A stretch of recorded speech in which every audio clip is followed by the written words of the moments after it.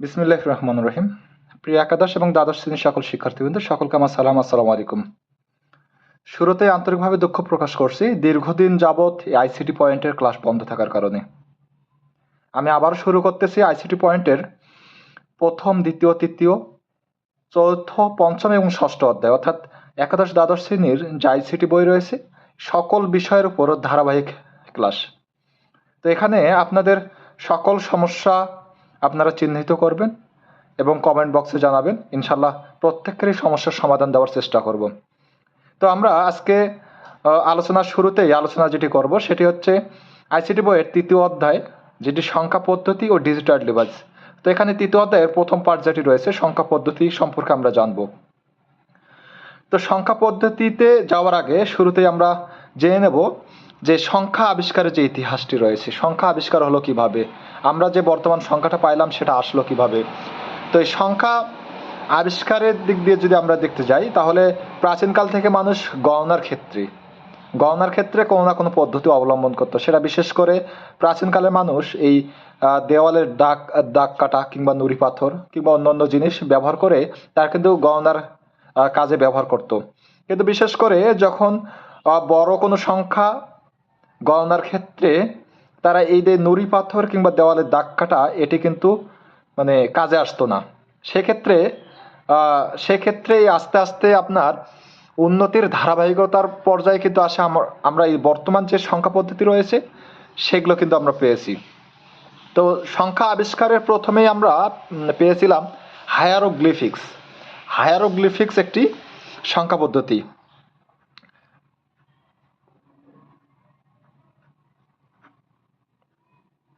এই হায়ারোগ্লিফিক্স যদি আমরা দেখি, এটি খ্রিস্টপূর্ব 34 খ্রিস্টপূর্বাব্দে 34 খ্রিস্টপূর্বাব্দে কিন্তু এটি আবিষ্কৃত হয়। 34 খ্রিস্টপূর্বাব্দে এটি কিন্তু আবিষ্কৃত হয়। এই হায়ারোগ্লিফিক্স শব্দটি হায়ারোগ্রিফোস থেকে কিন্তু এসেছে, গ্রিক শব্দ হায়ারোগ্রিফোস।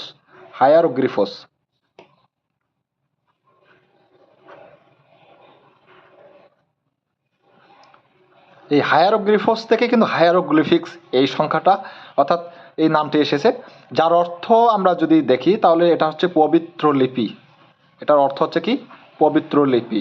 মোস্ট ইম্পর্টেন্ট, আপনারা মাথায় রাখবেন যে প্রথম যখন সংখ্যা পদ্ধতির আবিষ্কার হয়, প্রথম যখন সংখ্যা গণনার ক্ষেত্রে সংখ্যার আবিষ্কার হয়, তখন কিন্তু এই হায়ারোগ্লিফিক্স নামে সংখ্যার প্রথম আবিষ্কার হয়, সেটা খ্রিস্টপূর্ব 34 খ্রিস্টপূর্বে। এবং এই হায়ারোগ্লিফিক্স শব্দটি গ্রিক শব্দ হায়ারোগ্রিফোস থেকে কিন্তু এসেছে, যার অর্থ হচ্ছে পবিত্র লিপি।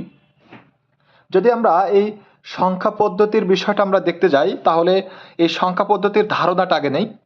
সংখ্যা পদ্ধতির ক্ষেত্রে আগে আমরা যদি দেখি, এটি বিশেষ করে দুইভাবে হতো। একটি হচ্ছে প্রাচীন পদ্ধতি, যেটা আমরা দেখি শুরুতে আমরা দেখি প্রাচীন পদ্ধতি। এই প্রাচীন পদ্ধতির মধ্যে আমরা পাবো বিশেষ করে যেটা শুরুতেই বলছি, দেওয়াল দাগ কাটা কিংবা নুড়ি পাথর বা হায়ারোগ্লিফিক্স, যেটা খ্রিস্টপূর্ব 34 খ্রিস্টপূর্বে কিন্তু আবিষ্কৃত হয়, এবং মেয়ান শব্দ। তো হায়ারোগ্লিফিক্স এবং মেয়ান যখন আপনার ব্যবহৃত হতো, এই হায়ারোগ্লিফিক্সটা মূলত ব্যবহার হতো কিভাবে? আমরা এখন বর্তমান প্রচলন আছে আমাদের রোমান সংখ্যা, এখন আমরা দেখতে পাই মাঝে মাঝে। তো এই হায়ারোগ্লিফিক্সটা কিভাবে ব্যবহার হতো? মূলত কিছুটা এরকম করে, 1, এটা আবার 2টা দিলে 2, তারপর 3টা দিলে 3, এভাবে কিন্তু ব্যবহার হতো।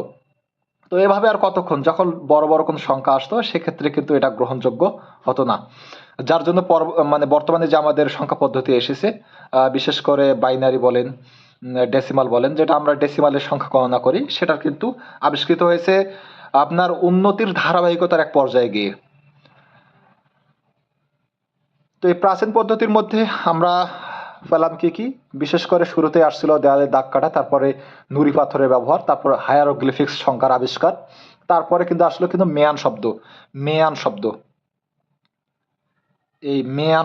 মেয়ান শব্দটা মূলত এটা কিভাবে লিখতো তারা?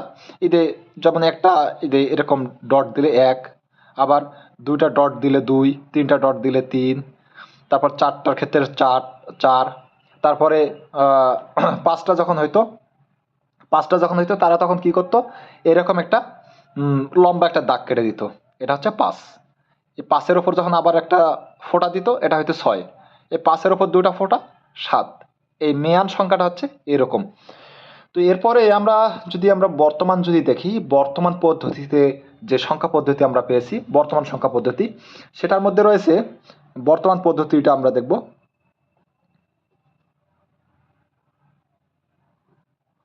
বর্তমান পদ্ধতির মধ্যে রয়েছে 1 নম্বরে যদি আমরা দেখি রোমান সংখ্যা। রোমান সংখ্যা এখনো আমরা কিন্তু বিভিন্ন জায়গায় ব্যবহার করে থাকি। তারপরে 2 নম্বরে হচ্ছে দশমিক সংখ্যা ব্যবহার করি তো নাকি এখনো? এখনো বলতে আমাদের যে সমস্ত হিসাব নিকাশের কাজগুলো আমরা যেগুলো করি সবগুলোই কিন্তু আমাদের দশমিক সংখ্যা। এবং 3 নম্বরে যদি আমরা যেটা পাবো সেটা হচ্ছে বাইনারি সংখ্যা। তো যারা আইসিটির ন্যূনতম বেসিক ধারণা নিয়েছেন তারা জানেন বাইনারি কি। বাইনারি হচ্ছে এক ধরনের মেশিন ভাষা, যেটা যান্ত্রিক ভাষাও বলা হয়ে থাকে। কম্পিউটারের সকল প্রকার ইনপুট আউটপুট সমস্ত প্রকার যে ভাষা, কম্পিউটারের যে ভাষাটি রয়েছে সেটাই কিন্তু আমাদের বাইনারি ভাষা। যেমন এটি 0 এবং 1 দ্বারা কিন্তু ব্যবহৃত হয়। তো এরপরে যখন আমরা আসবো, তো এটা গেল সংখ্যা পদ্ধতির ধারণা, যেটার একটা প্রাচীন পদ্ধতি রয়েছে এবং বর্তমান পদ্ধতি যেটা গেল। এই যে হায়ারোগ্লিফিক্সটা আমরা শুরুতে পড়ছি, এটা পরবর্তীতে কিন্তু আরেকটি আসছে, সেটা হচ্ছে মিশরীয় হায়ারোগ্লিফিক্স। মিশরীয় হায়ারোগ্লিফিক্স। এখন যদি আমি বলি মিশরীয় হায়ারোগ্লিফিক্সটা কি, মিশরীয় হায়ারোগ্লিফিক্সটা মূলত বিভিন্ন প্রকার ছবি বা প্রতীক, সেটা মূলত 10 বা শতকের ঊর্ধ্বের জন্য ব্যবহৃত হতো। যখন হায়ারোগ্লিফিক্স মানে বেশি বেশি ক্ষেত্রে কিন্তু ব্যবহার করা সম্ভব হতো না, তখন কিন্তু 10 কিংবা শতকের উপরে ঊর্ধ্বে যদি যেত, তখন কিন্তু এই মিশরীয় হায়ারোগ্লিফিক্স সংখ্যা ব্যবহার হতো। হায়ারোগ্লিফিক্স।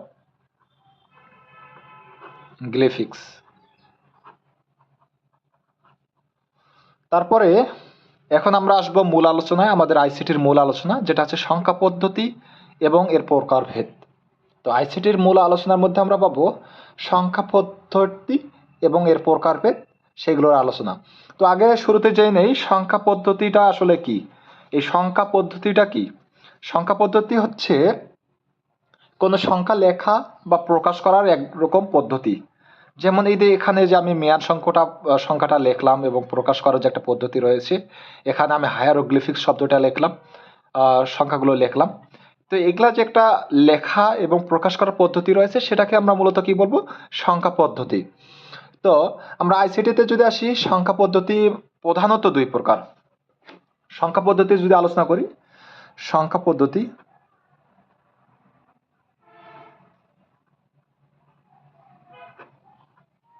দুই প্রকার। 1 নম্বর হচ্ছে পজিশনাল এবং 2 নম্বর হচ্ছে নন পজিশনাল। আশা করি বুঝতে পারতেছেন যে পজিশনাল এবং নন পজিশনাল। তো এখানে যেটা আমরা দেখি পজিশনাল এবং নন পজিশনাল, তো এটা নামটা শুনেই বুঝতে পারতেছেন পজিশন, অর্থাৎ দুটা যে সংখ্যা রয়েছে দুটারই একটা অবস্থানের উপর যে ভিত্তি করে এটা গঠিত হয়েছে। এটা হচ্ছে স্থানীয় মান, অর্থাৎ অবস্থান, মানে অবস্থানগত একটা মান রয়েছে, আর একটা অবস্থানগত কোনো মান নেই, অর্থাৎ স্থানীয় মান নেই। তো এখানে সংখ্যা পদ্ধতির প্রকারভেদের মধ্যে আমরা দুটো পেলাম, সেটা হচ্ছে পজিশনাল এবং নন পজিশনাল। এখানে দেখি নন পজিশনাল সংখ্যা পদ্ধতিটা কি। শুরুতে আগে নন পজিশনাল দেখব।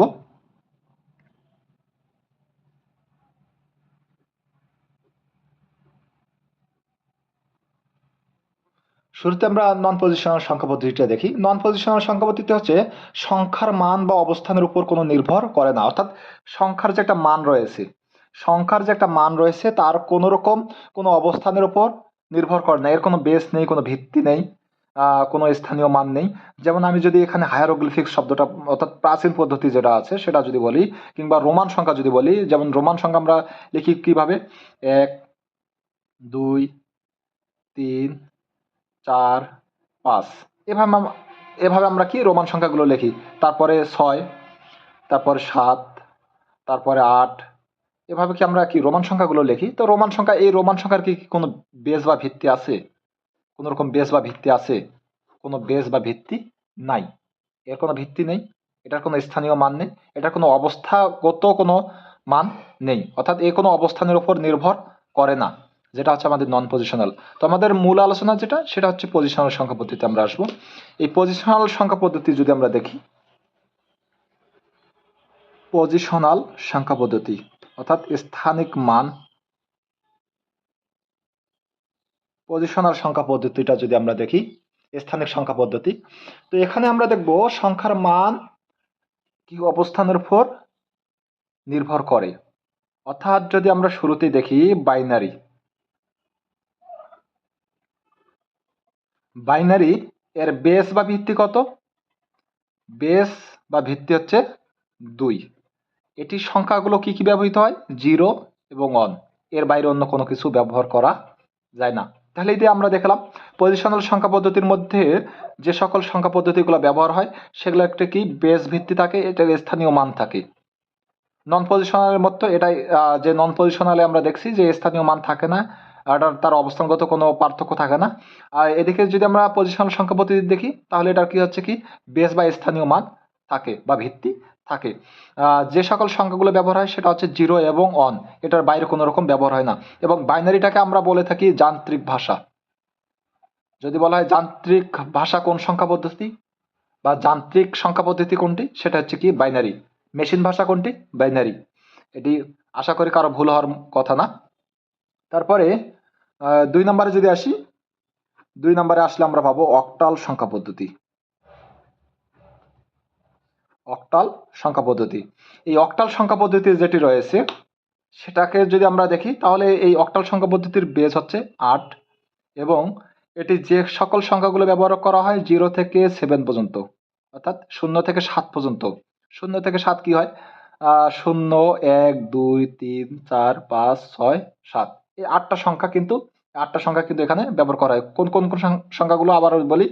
0, 1, 2, 3, 4, 5, 6, 7, এই যে 0 থেকে 7 পর্যন্ত এই 8টি সংখ্যা কিন্তু আমাদের অক্টাল সংখ্যা পদ্ধতি ব্যবহার করা হয়।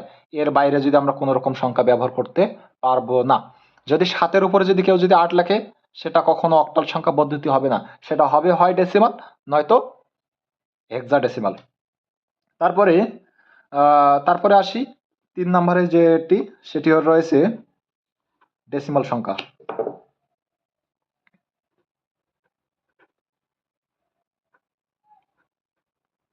ডেসিমাল, এই ডেসিমাল সংখ্যার মধ্যে আমরা দেখব কি কি সংখ্যাগুলো ব্যবহার করা হয়। তো ডেসিমাল সংখ্যাটা আমরা সবাই জানি, শুধুমাত্র হয়তো যারা নতুন রয়েছেন নাম শুনে হয়তো একটু ঘাবড়ে যাচ্ছেন।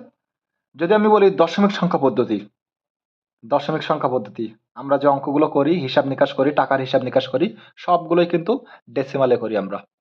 অর্থাৎ 0 থেকে 9 পর্যন্ত, 0, 1, 2, 3, 4, 5, 6, 7, 8, 9। অনেকে বলবেন, অনেকে বলে থাকবেন যে আমরা তো এই যে 0 থেকে 1, অর্থাৎ 0, 1 এই দুটো আমরা কি বাইনারিতে ব্যবহার করলাম, ঠিক আছে। 0 থেকে 7 আমরা অক্টালে ব্যবহার করলাম, 0 থেকে 9 আমরা এই যে ডেসিমালে ব্যবহার করলাম, কিন্তু আমরা অক্টালে তো 0 থেকে 7 ব্যবহার করছি, তাহলে এখানেও কেন? এটা প্রশ্ন আসতেই পারে, প্রশ্ন আসাটাই স্বাভাবিক। তাহলে আমরা মনে রাখবো এই 0, 1 এটা বাইনারিতে ব্যবহার হতে পারে, অক্টালও ব্যবহার হতে পারে, আবার ডেসিমালও ব্যবহার হতে পারে। 0 থেকে 7 এই 8টি সংখ্যা অক্টালও ব্যবহার হতে পারে, ডেসিমালও ব্যবহার হতে পারে। আবার যদি আমরা হেক্সাডেসিমালে আসি, হেক্সাডেসিমালে যদি আসি, হেক্সাডেসিমালে 16টি সংখ্যা ব্যবহৃত হয়। অনেকে ঘাবড়ে যাচ্ছেন যে 16টি সংখ্যা আবার কোথায় পাবো। জি, একটু একটু একটু দাঁড়ান, একটু অপেক্ষা করেন, আমি 16টি সংখ্যা বের করে দিচ্ছি। অর্থাৎ এখানে 16টি সংখ্যা কি কি? 0 থেকে f পর্যন্ত। অনেকে আবার বলতেছেন কি মাথা কি খারাপ হলো নাকি, এফ আবার সংখ্যা হলো কবে? হ্যাঁ, আমাদের আইসিটিতে এফও একটা সংখ্যা। সেটা কিভাবে দেখি? 0 থেকে 9 কয়টি? 10টি। এবং 0 থেকে 9 10টি ব্যবহার হয়, এবং এরপরে যদি আমরা দেখি এ, বি, সি, ডি, ই এবং এফ। অর্থাৎ এর মান 10, বির মান 12, এটার মান সির মান 13, তারপর হচ্ছে কি ডির মান 14, 15, এফ এর মান 16, এফ এর মান 16। তাহলে এখানে আমরা যদি কোনো সংখ্যা পদ্ধতিতে A B C D E F এগুলোর কোনো একটা বর্ণ যদি আমরা পাই, কোনো একটা লেটার যদি পাই, তাহলে সেটা নিঃসন্দেহে হেক্সাডেসিমাল সংখ্যা, এবং 0 থেকে 9 পর্যন্ত এই 10টি সংখ্যাও কিন্তু হেক্সাডেসিমাল ব্যবহার হয়। তাহলে এটা থেকে আমরা সহজে কি বুঝতে পারলাম, 0 থেকে 9 হেক্সাডেসিমালও ব্যবহার হয়, ডেসিমালও ব্যবহার হয়, কিন্তু 0 থেকে 9 অক্টালে ব্যবহার হয় না, 0 থেকে 9 আপনার বাইনারিতে ব্যবহার হয় না। আবার অক্টালে 0 থেকে 7 ব্যবহার হয়, বাইনারিতে 0 থেকে 7 ব্যবহার হয় না, শুধুমাত্র 0, 1 এবং এই দুইটি সংখ্যায় ব্যবহৃত হয়। এই ছিল আমাদের পজিশনাল সংখ্যা পদ্ধতি। তাহলে এখন বুঝতে পারলাম যে আমাদের পজিশনাল সংখ্যা পদ্ধতি কত প্রকার? 4 প্রকার: বাইনারি, অক্টাল, ডেসিমাল, হেক্সাডেসিমাল। এই ফাঁকে আমরা জেনে নেব একটি সংখ্যার বেশ কয়েকটি অংশ রয়েছে। যদি আমরা একটি সংখ্যা দেখি, এখানে আমি লিখে রেখেছি আগে থেকেই 2026.0075। তো এখানে আমাদের আইসিটিতে এই সংখ্যাগুলোর নাম রয়েছে। এই আমরা যেটাকে দশমিক কিংবা পয়েন্ট বলি, এটার নাম রয়েছে। এটার নাম কি? আমরা আইসিটিতে যেটাকে বলি radix point. Radix point, radix point. এদের সবার শেষের যে বিটটি রয়েছে এটাকে বলা হয় এল এস বি, যার পূর্ণরূপ হচ্ছে least significant bit. Least significant bit, least significant bit.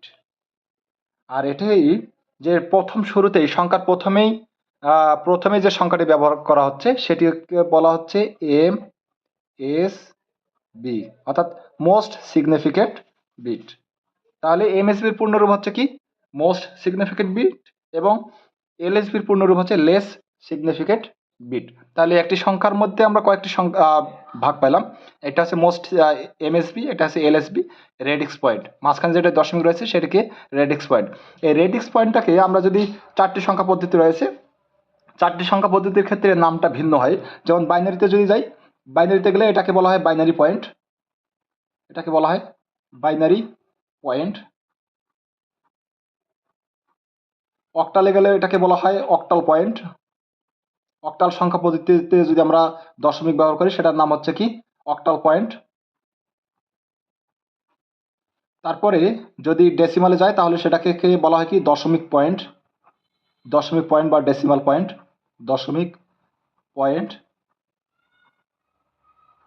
বা ডেসিমাল পয়েন্ট। এবং 4 নম্বরে যেটা আছে এটাকে বলা হয় হেক্সাডেসিমাল পয়েন্ট। আশা করি সকলেই বুঝতে পারছেন যে একটি সংখ্যার যে কয়েকটি অংশ রয়েছে, এমএসবি, এলএসবি এবং রেডিক্স পয়েন্ট, এবং এই রেডিক্স পয়েন্টের অবস্থান ভেদে অবস্থান পরিবর্তন হলে নামও পরিবর্তন হয়ে যায়। তাহলে কখন কি নাম হয় সেটাও আমি ক্লিয়ার করে দিলাম। আশা করি আমার কথা সকলে বুঝতে পারছেন। তারপরে এর মধ্যে কারো যদি কোনো রকম সমস্যা থেকে থাকে তাহলে অবশ্যই কমেন্ট বক্সে আপনারা জানাবেন। আপনাদের প্রত্যেকেরই সমাধান দেওয়ার চেষ্টা করবো ইনশাল্লাহ। সকলে ভালো থাকবেন, সুস্থ থাকবেন।